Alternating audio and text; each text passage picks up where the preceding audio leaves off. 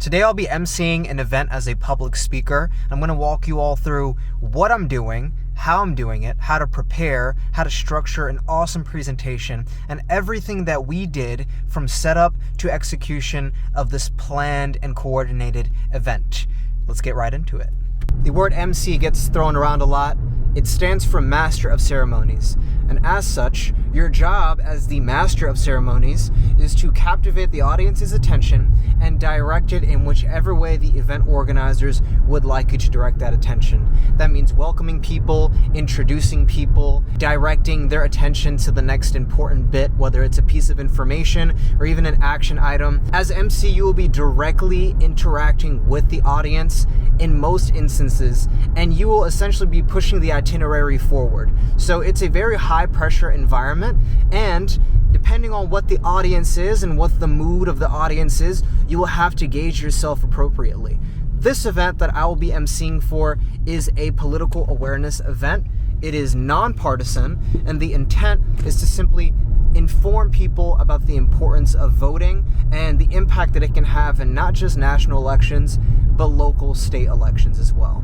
You likely clicked on this video because you want to be a public speaker, you want to be an MC, you want to be someone on the stage with a microphone, and you want to know how to use your voice in such a way that commands that authority and respect. And we're going to get right into it. Everything from the planning of the event to the execution to planning what you're going to say, and you're going to see me speak as well. All right, so here we are in the venue. This is at the University of North Carolina at Charlotte.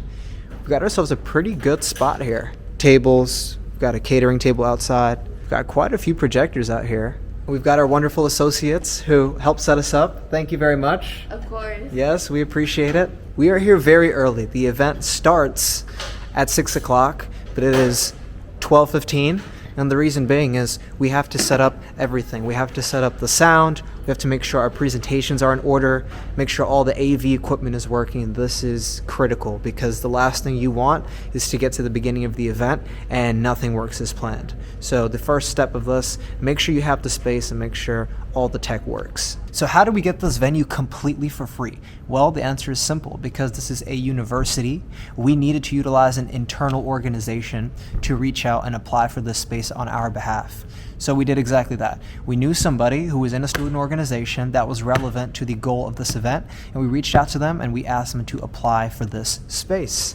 And we got it. So there are a lot of hoops you have to jump through if you don't know people, but the number one thing to understand is that if you know someone on the inside, if you know an organization on the inside, it is infinitely easier and cheaper to do it that way. To be an awesome MC, you need to have an intimate relationship with the itinerary. So I'm going over the itinerary right now, and I'm going to prepare, of course, a flashcard, which is imperative.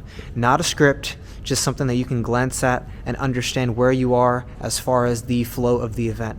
And that way, you will be able to make it as effortless as possible for the audience to follow along with you, which is the goal of any awesome MC. Okay, so the rest of the team has just shown up. These are the event organizers, and a big part of being MC is facilitating exactly what the event organizers want you to facilitate.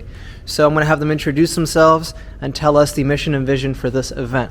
Here we go. The mission for this event is to unite our community behind a common purpose or goal when it comes to political activism for next year. The hope is that we have a good turnout, enough so that people can go back and share with the rest of the community what our big plan, our goal is for 2025. Awesome. All right, and on the other side we have Nasif Majid. Assalamu alaikum. The mission for this event is to create a long-lasting future for our community and give us some political standing that our children are going to be able to take advantage of in the future. All right. So as Master of Ceremony, my goal is to guide the room in that direction. Make sure whatever needs to be said is said, so that at the end of this event, they go home with the mission and goal in their mind. Important note, if you want to be an MC, you have to be able to hold the hand of the audience and give them an action item, either during the event or after the event. And a great way to do this is by giving them cue cards at their table. Dun, dun, dun, dun. Put the tablecloths up, and every single seat has a number of cue cards. They are in order 1, 2, 3, 4, so that throughout the event, we can prompt them to take action. So we are pretty much good to go. We've set up at least a few hours before the event. The tables, the catering is on the way. We've got AV checked. We've got mic checked. And we will see you when the event starts. So we've got people trickling in. And one thing that we've learned is that if you say 6 o'clock, people are going to come at 7. if that. So as you can see, we've got about 20 people in here, including the people outside in the lobby. Hopefully they'll start coming in any minute now. We're going to go ahead and get started in a few. We'll see you on the other side.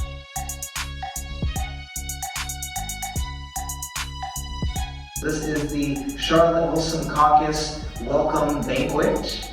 And we want to thank everyone, including the UNCC MSA, Welcome Home, as well as all our amazing volunteers who made this possible, as well as all of you again. So give yourselves a round of applause to kick us off.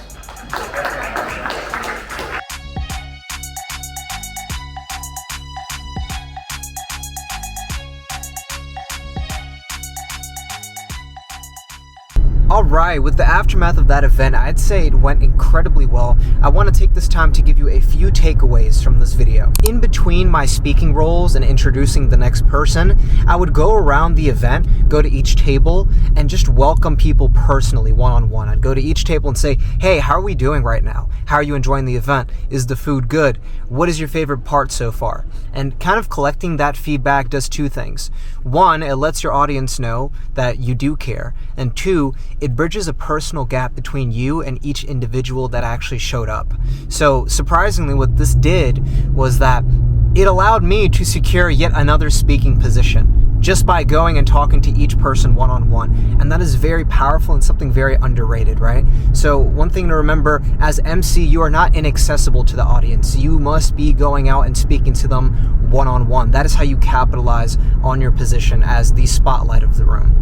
Second takeaway is that after all of the attention has been garnered, once you have the audience leaning in, you have to be able to take action, get them to take action. So what we did was, after the information that was presented, we went ahead and actually had them scan a QR code to follow not only the organizers of the event, but join an email list and follow the social media. That way they can stay up to date on the next event.